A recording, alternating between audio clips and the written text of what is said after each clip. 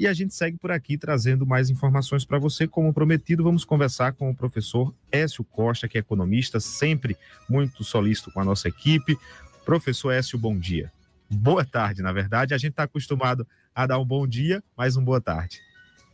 Pois é, Gessé. Boa tarde para você, boa tarde aos ouvintes da CBN Caruaru. Prazer estar falando novamente com você e com todos que acompanham a CBN Caruaru. Pois bem, professor, a gente começa fazendo um panorama de como está a nossa economia há praticamente um mês e meio de encerrarmos 2024, já pensando em 2025, é evidente, mas esse é um momento em que se tem muitos resultados, se tem também muitos desafios e observações para o futuro. Eu queria que você trouxesse para a gente o que a gente pode analisar nesse mês de novembro, né, meados de novembro, o que a gente está observando da economia, já pensando em um 2025 que está muito próximo e que naturalmente, né, tem preocupado em alguns setores, tem sido positivo em outros. Como é que a gente pode analisar a economia nesse atual momento? Bem, a economia brasileira vem surpreendendo novamente esse ano, né, com um crescimento acima do esperado. No início do ano se esperava um crescimento mais baixo e muito provavelmente a gente deve encerrar o ano com um crescimento aí próximo dos 3%, que é muito bom, né? Essas surpresas vêm acontecendo desde 2021, né? Com dados que têm vindo acima do esperado, puxados principalmente pelo setor de serviços. Hoje, inclusive, saíram os dados do IBGE para o desempenho do setor de serviços no mês de setembro.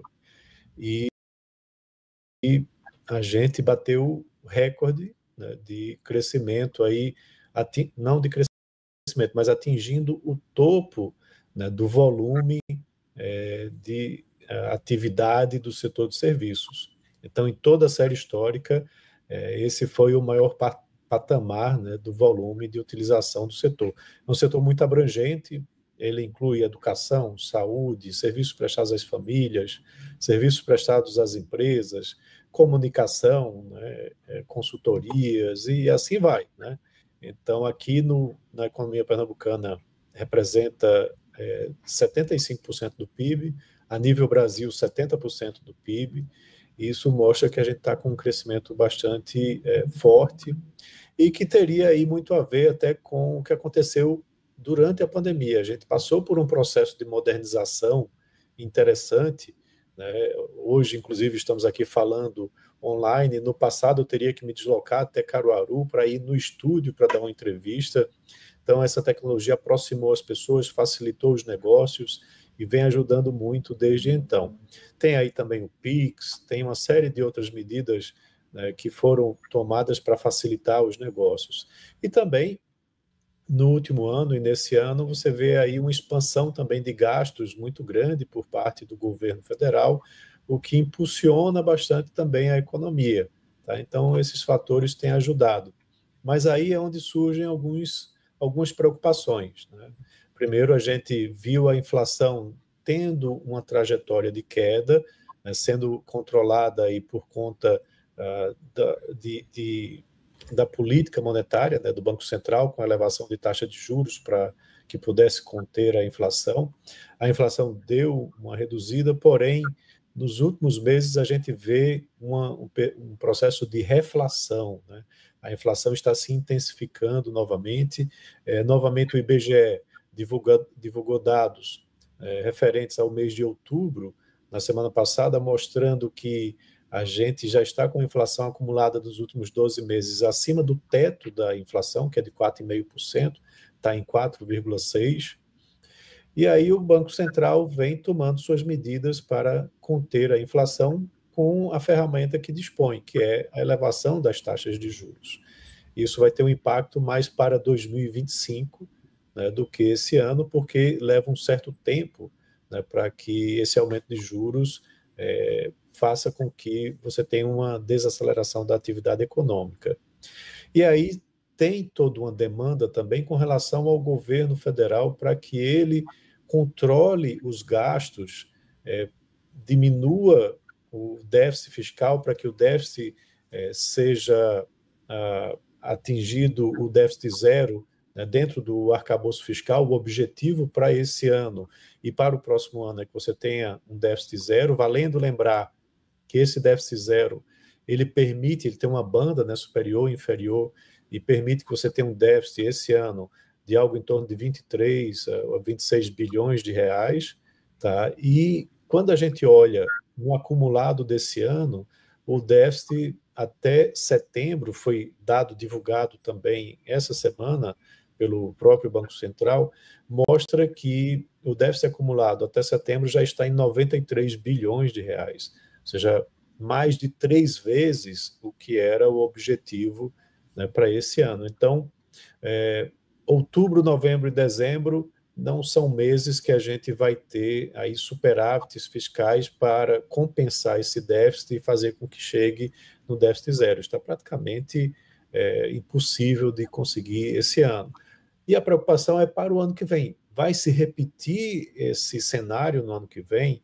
Isso preocupa porque traz mais inflação, como a gente está vendo, faz com que os juros da economia permaneçam altos por mais tempo, não só os juros da Selic, como os juros de longo prazo, para poder o governo financiar esse aumento, né, do déficit e, consequentemente, o aumento do endividamento do próprio governo, que já vem crescendo muito. Então, a pressão do mercado, de diversos economistas, é para que o governo realmente apresente um plano robusto, né, de redução de gastos. E a gente vê aí há praticamente um mês se discutindo que esse anúncio vai ser feito, ia ser feito sexta-feira da semana passada, não foi feito, decidiram agora incluir o Ministério da Defesa, e provavelmente o anúncio só deve ficar para quarta-feira da semana que vem. Por quê? Porque sexta-feira você tem feriado, até amanhã isso não deve sair, porque ainda tem muito alinhamento a ser feito. Segunda e terça você tem a COP20 acontecendo aqui no Brasil, e aí as atenções vão ser voltadas para isso, então é provável que realmente só saia na quarta da semana que vem. E é uma grande queda de braço, porque o Ministério da Fazenda, através de Fernando Haddad, vem defendendo, né, essa redução dos gastos. Ele atuou muito fortemente no ano passado e esse ano, com o aumento da receita, né, via aumento de tributos, via aumento de formas para arrecadar mais. A arrecadação, inclusive, bateu o recorde, porém as despesas estão crescendo em igual ou maior patamar, gerando o déficit. E aí, do outro lado da queda de braço, você tem os demais ministérios, né, talvez não o de planejamento com a Tebet, mas os demais ministérios que querem continuar gastando ou querem até gastar mais, né?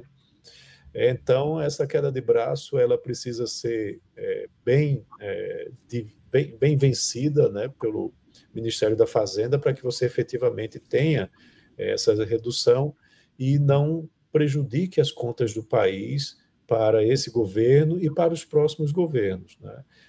Quando a gente olha a relação dívida-PIB, o atual governo, em 2 anos, né, até setembro pelo menos, teve uma elevação da relação dívida-PIB em 7 pontos percentuais, né? Foi de 72% para 79%, arredondando, o que preocupa muito, né? Uma trajetória de aumento de endividamento como esse é algo insustentável.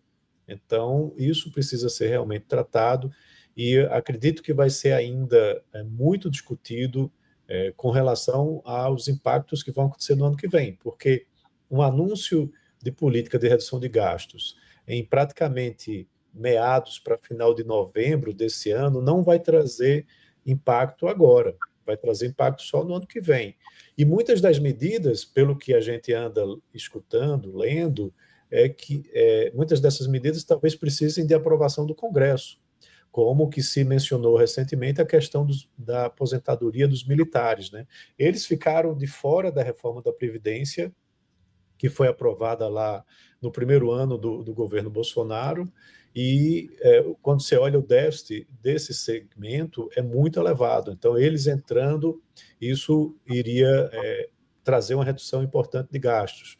Outra questão importante é a desvinculação do reajuste do salário mínimo entre ativos e inativos.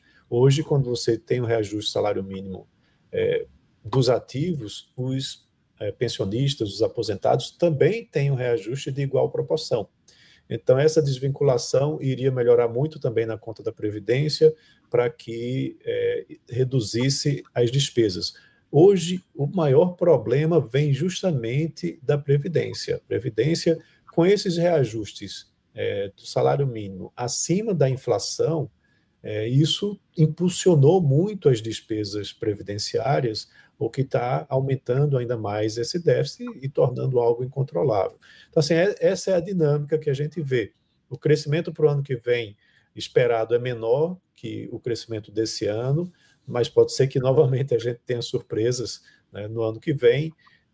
Tem uma dinâmica internacional também com a eleição do Trump, que pode ser que comprometa muito o comércio internacional entre Estados Unidos e China, e aí isso pode ser uma oportunidade para a gente, né? A gente tendo mais acesso ao mercado chinês, então tem essa dinâmica também, né? Tem muitas coisas acontecendo, né, ao mesmo tempo. Pois é, professor, esse é um ponto que eu queria tocar, que é a eleição dos Estados Unidos, porque muita gente fica achando que não tem nada a ver, está muito distante, mas para além das questões simples, básicas da questão de direita ou de esquerda, de quem vai para o poder, de quem não vai, tem o fator econômico, que tem as relações internacionais, tem todo um contexto econômico do mundo. E aí, diante disso, queria que o senhor aprofundasse um pouquinho mais essa questão dessa relação entre Brasil, Estados Unidos, China, com essa eleição do Trump. Nós sabemos que não há um alinhamento político nem ideológico entre o presidente Lula e o presidente Donald Trump, que acaba de ser eleito, mas nós já tivemos o próprio Lula sendo presidente do país em um outro momento em que as relações com outros presidentes americanos aconteceram. O que é que a gente pode esperar, visualizando do que está acontecendo nesse momento, do que vai acontecer a partir da posse de Trump e o que teremos de impacto com essas modificações a nível mundo? Estamos falando da grande potência mundial, que é os Estados Unidos. Pois o presidente Lula, ele deu uma declaração muito infeliz, né, quando ele disse que apoiava a Kamala Harris e que a, a volta do Trump era reacender o nazismo, algo do tipo, né? Isso repercutiu muito negativamente. Então, a gente espera que isso tenha sido esquecido, né, e que as relações sejam um pouco melhores, né? Há realmente um rompimento importante aí, porque hoje o Biden, ele é democrata, que é mais alinhado com o governo de esquerda aqui do Brasil, do PT, e com o Trump, que é republicano, essa ruptura vai naturalmente acontecer. Mas ainda assim há relações econômicas entre os dois países, relações comerciais, e aí a gente tem que aguardar realmente para ver se as políticas anunciadas por Trump vão efetivamente entrar em vigor, né? O Trump anunciou que vai elevar as tarifas em relação à China em torno de 60% e que para o resto do mundo pode chegar até 20%, incluindo o Brasil. Isso é muito ruim para o mundo como um todo. Quanto mais protecionismo você tiver, menos atividade econômica, menos crescimento, menos evolução, né, da capacidade de produzir, de comercializar desses países. Isso aconteceu em patamar parecido com esse lá em 1930, depois do crash lá de 1929 nos Estados Unidos, e o mundo praticamente parou por conta de medidas protecionistas. E aí eles viram que estava errado e começaram a reduzir isso. Quando os Estados Unidos faz a imposição de uma tarifa como essa contra a China e contra os países, os outros países também retaliam, né? Então, é ruim para todos, tá? E é inflacionário também para os Estados Unidos. Essa maior inflação lá nos Estados Unidos vai fazer com que os juros por lá também sejam mantidos em patamares elevados por mais tempo, o que também é ruim para o Brasil e para outros países, né, porque eles não conseguem reduzir suas taxas de juros, mesmo se a inflação for controlada por aqui. Então, você tem essa preocupação. Agora, se os Estados Unidos se fecharem mais, como eu disse, pode ser que surjam oportunidades para que o Brasil substitua os Estados Unidos como parceiro comercial do agronegócio e de outras commodities para o fornecimento para a China e para outros países que venham a ser retalhados aí, né, com medidas protecionistas por parte dos Estados Unidos. Então tem esse cenário também que pode ser positivo no final das contas para a gente. Mas, claro, você tem muita questão de discurso e prática, né? Para se eleger, muitas vezes o político promete, né, mundos e fundos, mas depois ele precisa lidar com o legislativo, com o judiciário, com a pressão política internacional. Então temos aí que aguardar para ver como que isso é tratado mais à frente. 2h48, nós estamos conversando com o economista, professor da Universidade Federal de Pernambuco, Écio Costa. Professor, nós temos um assunto que está em voga, né, nas últimas horas, inclusive, tomou conta das redes sociais, que é essa questão da redução, né, da jornada de trabalho. A gente sabe que é uma discussão que em outros momentos já foi colocada, não foi aceita. Agora, com a força das redes sociais, muitos deputados pressionados, inclusive, a assinar a aceitação de que essa proposta seja protocolada, inclusive conseguiu mais cedo os votos para serem protocoladas e agora as assinaturas para ser protocolada, e agora vai entrar em discussão na Câmara dos Deputados essa questão da PEC 6x1. Como é que a gente pode avaliar? Porque assim, a discussão está muito no campo da superficialidade, né, de que vai reduzir, mas a gente tem que observar que há um impacto em tudo isso. E observando do ponto de vista econômico, o que é que a gente pode avaliar dessa situação e desse possível avanço de uma medida como essa? Veja, o impacto é gigante sobre a economia e não é um impacto positivo.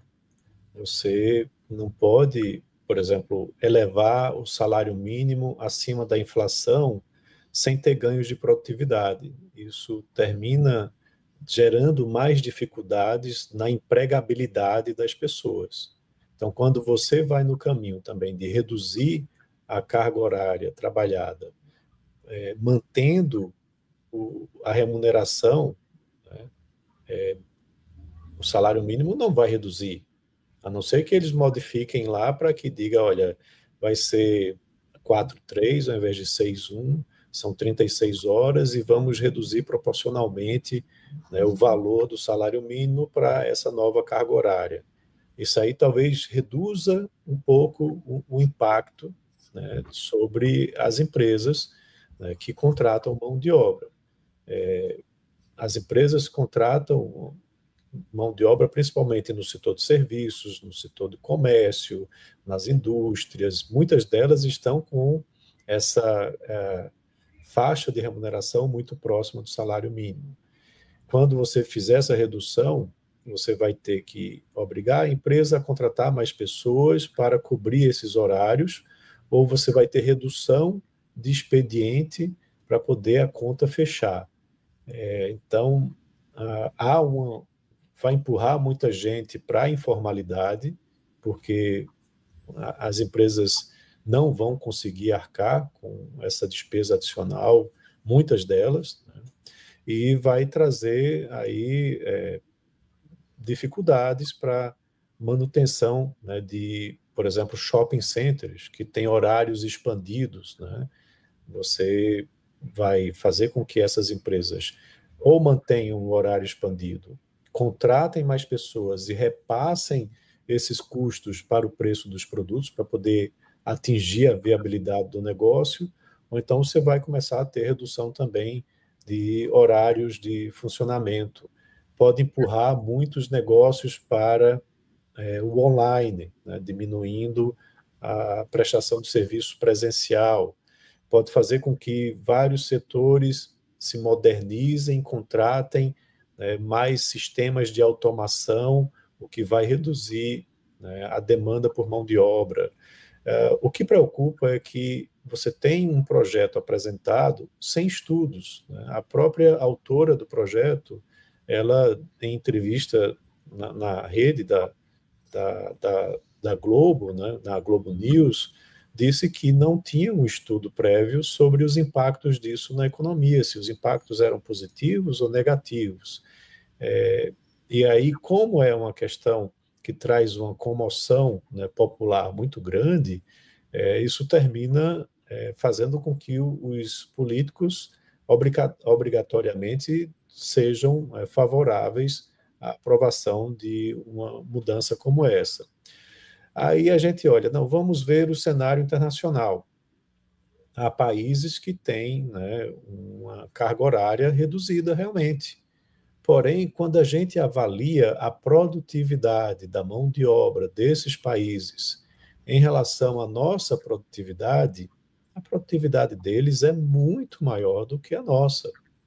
E aí você permite, né, fazer com que tenha uma jornada de trabalho menor, porque a remuneração, né, ao negócio via produtividade também é bem maior para comparar isso. Além disso, nós temos, né, encargos trabalhistas muito elevados.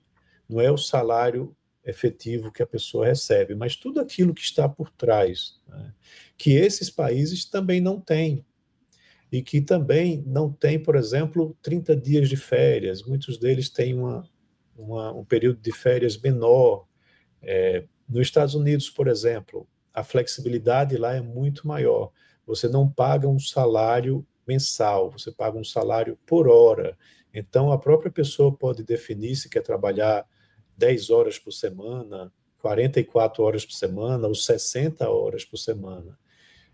A gente tem um sistema hoje muito rígido, trabalhista, dentro da CLT, e que, quando você restringir ainda mais com esse formato, vai terminar empurrando mais pessoas para fora do mercado regulado de trabalho, que é a CLT, e vai trazer, inclusive, pressões previdenciárias, porque se você está à margem, né, se você é informal, você não está contribuindo oficialmente para a Previdência, né, e aí traz ainda mais dificuldades para fechar a conta da Previdência.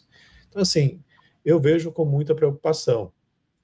Claro, é importante você ter qualidade de vida, é importante você poder ter um final de semana inteiro, mas tem certos setores que eles não conseguem fechar a conta, né, pagar as contas se isso for para frente, e vai terminar gerando mais desemprego. Vai ter um efeito contrário ao que a gente deseja, né, para a economia, que é mais empregabilidade, mais crescimento, né, e que todos tenham um nível de vida melhor. O que melhoraria a produtividade? Se você desburocratizasse mais a economia, se você diminuísse os problemas da relação do setor privado com o setor público, se você flexibilizasse mais essas leis trabalhistas, toda essa leva de encargos, fazendo com que a produtividade aumentasse. A reforma tributária, por exemplo, é um passo muito importante que foi aprovado nesse governo, só que ela só entra em vigor a partir de 2033. Então, daqui até lá, você ainda vai ter muita burocracia, por exemplo, na hora de calcular impostos, o que onera também o sistema produtivo, diminui a produtividade. Então, são medidas como essas que precisam sim ser adotadas para que você possa ter ganhos de produtividade e fazer com que os salários, né, dos trabalhadores se elevem, né, que você consiga reduzir cargas horárias de determinados setores, e assim você ter avanços importantes. Pois bem, tá aí as informações importantes sobre a nossa economia de uma maneira geral.